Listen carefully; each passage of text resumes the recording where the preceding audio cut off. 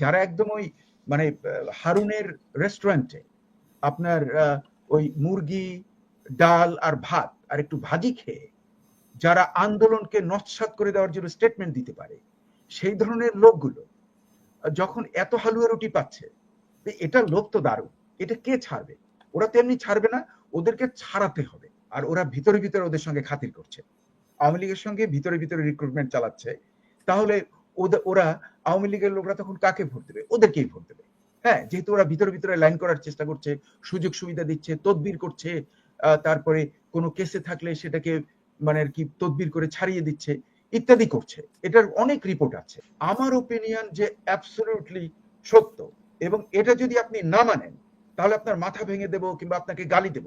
এটা কারা করে? এটা তো করে ডিকটেটররা করে। এটা তো যারা স্বৈরতান্ত্রিক নেচারের যারা, তারা ওটা করে। এবং যারা গণতন্ত্রের কোনো কিছু বুঝতে পারে না কিংবা যাদের লেখাপড়ার মান খুব নিম্ন পর্যায়ে, এই দুই ভদ্রলোক, যে ইব্রাহিম আর এই যে শাহজাহান ইসলাম মির্জা, ওনার যে অ্যানালিসিস এর কথা বললেন, আমি তো মনে করি যে ওনাদেরকে টক শোতে নিয়ে আসা উচিত। কারণ they seems to be very concerned and very well informed about Bangladesh. এই দুজনকে আমার দারুণ পছন্দ হয়েছে তাদের আলোচনাটা। আচ্ছা, আমি মানে এদের তো সামারি আমি করলাম, এখন আমি প্রশ্নের উত্তর দেওয়ার চেষ্টা করব। ইব্রাহিম সাহেব যে কথা বলেছেন, ভেরি ইন্টারেস্টিং। উনি ওনার যে ধারণাটা আমি যদি সামারাইজ করি, if I am wrong please correct me. উনি বলতে চাচ্ছেন যে এনসিপি আওয়ামী লীগকে ব্যান করতে যে বলছে, সেটা তার স্বার্থ প্রণোদিত, তার নিজের স্বার্থের জন্য করছে। কিভাবে? ওনার আর্গুমেন্টটা ছিল যে এরা যদি মানে এরা ভিতরে ভিতরে মানে ইনে মানে গোপনীয়তাও নাই, বিভিন্ন লোকালয়ে মানে মফস্বলের বিভিন্ন অঞ্চলে তারা আওয়ামী লীগের লোকদেরকে রিক্রুট করছে, এবং আওয়ামী লীগের যে সমস্ত ব্যবসায়ী এতদিন লুটপাট করেছে, সেই লুটপাটের টাকাও নিচ্ছে বিভিন্ন জায়গাতে, নিয়ে তারা তাদের এই দল করার চেষ্টা করছে। আর অন দ্য আদার হ্যান্ড তারা বলছে যে আওয়ামী লীগকে ব্যান করতে হবে। হ্যাঁ, ব্যান করার আমি একটা অ্যাড করব, তারা বলছে ব্যান করতে হবে, সবার বিচার করতে হবে। 9 মাস হয়ে গেল, এখন পর্যন্ত একটা ইনডাইটমেন্ট নাই।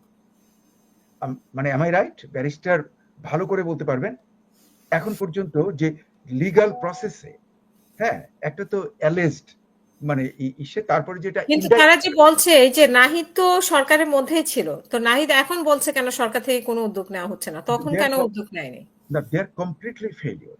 ওরা কোনো আদৌ এদের আন্ডারে বিচার করতে হলে আমার মনে হয় 20-30 ইয়ার্স লাগবে। মানে যে রেটে তারা যাচ্ছে, এখন পর্যন্ত কোনো ইনডাইটমেন্ট নেই। কাজে এদের বিচারটা এরা এমনি বলছে, দে ডোন্ট মিন ইট। তাহলে তাদের উদ্দেশ্যটা কি? ব্যান করার কথা বলছে। কারণ যদি বলে যে বিচার শেষ করতে হবে, তাহলে তো এটা তো 20-30 ইয়ার্সেও শেষ হবে না। কাজে তখন তারা ভালো হালুয়া রুটি খাবে, এটাই হলো তাদের উদ্দেশ্য। এই যে পাটোয়ারি সাহেব যেটা বলছেন, আমি কিন্তু অ্যাবসলিউটলি একমত যে এদের অনেকের হাতে মানে চটি স্যান্ডেল দেখেছি, হ্যাঁ, ছবিতে। তারপরে টিউশনি করে পড়াতো, মানে জীবন চালাতো, ভাড়া দিতে পারেনি বলে ইভিকশন করেছে, মানে বাড়ি থেকে মানে অ্যাপার্টমেন্ট থেকে ভাগিয়ে দিয়েছে। কিন্তু মেস থেকে ভাগিয়ে দিয়েছে। হ্যাঁ, এখন তারা হলো মানে লাক্সারি গাড়ি চালাচ্ছে, সবকিছু পাচ্ছে। যে এই যে হালুয়া রুটিটা কিন্তু দারুণ অ্যাট্রাকটিভ যাদের কিছু নেই।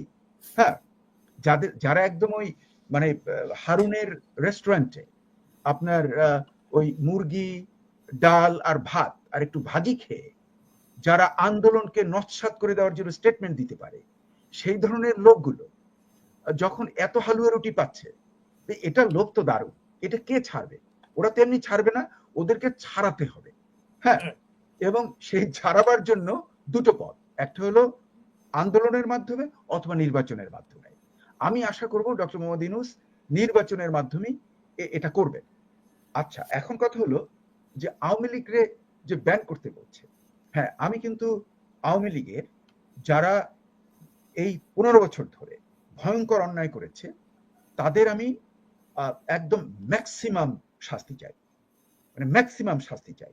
কিন্তু তার হচ্ছে না, তার তো কোনো বিচার হচ্ছে না। কিন্তু আওয়ামী লীগের যে কোটি কোটি লোকজন আছে, হ্যাঁ, তাদের মধ্যে আমরা জানি অনেকেই আন্দোলনে যোগদান করেছিল। মানে আমাদেরই আত্মীয় স্বজন বন্ধু বান্ধব যারা একসময় আওয়ামী লীগ করতে কিন্তু কোনো ভাগ পায়নি, কোনো লাভ পায়নি। সবাই তো আর পায় না। 4-5 কোটি লোক কি এগুলো পায় নাকি? সরোয়ার ভাই ওখানে যে উপজেলা চেয়ারম্যান আওয়ামী লীগ করতো সে, ওই যে আমি বললাম যে ফরিদপুরে যে হয়েছে, তাহলে মানুষের তো এক সবসময় মানুষের তো বিবেক আছে। আওয়ামী লীগ যারা সবাই তো বিবেকের না, তারাই চলে আসবে অন্যদেরকে, আর আওয়ামী লীগ করবে না তারা। তো সুতরাং এগুলিতে আপনার তো প্রসেস স্টার্ট করতে হবে। প্রসেস তো স্টার্ট করতে হবে কোনোটাই, হয় জনগণের ইলেকশন দিবেন, ইলেকশন দিলে আপনার জনগণ দ্বারা প্রত্যাখ্যাতে হবে, অথবা আমরা এর বিচারের প্রসেস স্টার্ট করতে, কোনোটাই করছে না, শুধু মুখে বলতেছে, মুখে বলছে। তার কারণ যে ওই যে আরেকটা যে ইব্রাহিম সাহেব যেটা বলেছেন, খুবই একটা ইন্টারেস্টিং বলছেন যে যদি ব্যান করা যায় আর যদি নির্বাচন হয়, আর ওরা ভিতরে ভিতরে ওদের সঙ্গে খাতির করছে, আওয়ামী লীগের সঙ্গে ভিতরে ভিতরে রিক্রুটমেন্ট চালাচ্ছে, তাহলে ওরা আওয়ামী লীগের লোকরা তখন কাকে ভোট দেবে? ওদেরকেই ভোট দেবে। হ্যাঁ, যেহেতু ওরা ভিতরে ভিতরে লাইন করার চেষ্টা করছে, সুযোগ সুবিধা দিচ্ছে, তদবির করছে, তারপরে কোনো কেসে থাকলে সেটাকে মানে আর কি তদবির করে ছাড়িয়ে দিচ্ছে, ইত্যাদি করছে। এটার অনেক রিপোর্ট আছে। কাজেই আমার যেন মনে হয় যে আমি ইব্রাহিম সাহেবের সঙ্গে অ্যাবসলিউটলি একমত, এবং আই এম ভেরি ইমপ্রেসড, যে আমি খুবই প্রাউড, মানে আমি খুবই গর্বিত যে বাংলাদেশের, মানে আমি জানি না যে উনি কি বাইরে আছেন কিনা। উনি বাইরে আছেন, দেশের বাইরে। যে কয়জন যুক্ত হন আমাদের সাথে আসলে প্রবাস থেকে বেশিরভাগ যুক্ত হন। শাহজাহান ইসলাম মির্জা, এরা যে কথা বলেন, অনেক চিন্তা ভাবনা করেন দেশের, এটা আমাকে দারুণ, মানে আর কি আমি কিন্তু আজকে গর্বে আমার বুক ফুলে যাচ্ছে। আমরা যে আলোচনা আমাদের চলছিল, হ্যাঁ, খুবই গুরুত্বপূর্ণ আলাপ, এবং আমি ব্যারিস্টার ওমর ফারুকের কথা আমি শুনলাম, তার অনেক কনসার্ন রয়েছে, এবং আমার সঙ্গে তার কতগুলো ব্যাপারে মানে অমত রয়েছে, দ্বিমত রয়েছে, আবার কতগুলো ব্যাপারে তার সঙ্গে আমার মিল রয়েছে। কিন্তু উনিও কিন্তু দারুণ মানে চিন্তা ভাবনা করে ওনার যে আইডিয়াস গুলো লজিক্যালি উনি এখানে উপস্থাপনা করেছেন, এটাকে কিন্তু আমি দারুণ শ্রদ্ধা করি। এটা কি আমরা বলি ডাইভার্সিটি, এর যে ওপিনিয়ন, পয়েন্টস, কাউন্টার পয়েন্টস। হ্যাঁ, এখন কথা হলো যে আমি যা বলছি সেটা কি একদম ধ্রুব সত্য? নো, কোথায় ধ্রুব সত্য? পৃথিবীতে তো আমি যেটা বলছি সেটা আমার যে মূল্যবোধ, আমি যেভাবে মানুষ হয়েছি, সেই মূল্যবোধকে নির্ভর করেই কিন্তু আমার বক্তব্য। আবার ব্যারিস্টার ফারুকের যে মূল্যবোধ, তার উপরে তার ধারণা। হ্যাঁ, এর মধ্যে আমরা ঝগড়া করতে পারি, হ্যাঁ, কিন্তু তা না। আমরা যদি দ্বিমত হই, তাহলে সলিউশন হলো জনগণ করবে। আমার মত নিয়ে আমি জনগণের কাছে যেতে পারি, ব্যারিস্টার ফারুক তার মতামত নিয়ে জনগণের কাছে যাবেন, তারা সিদ্ধান্ত নেবে যে তারা কোনটা গ্রহণ করছে। কিন্তু আমি যদি বলি যে আমি যেটা বলছি এটাই একদম, এর বিরুদ্ধে যে বলবে আমি তাকে মানে বিচার না চেয়ে কেন নিষিদ্ধ চাচ্ছে?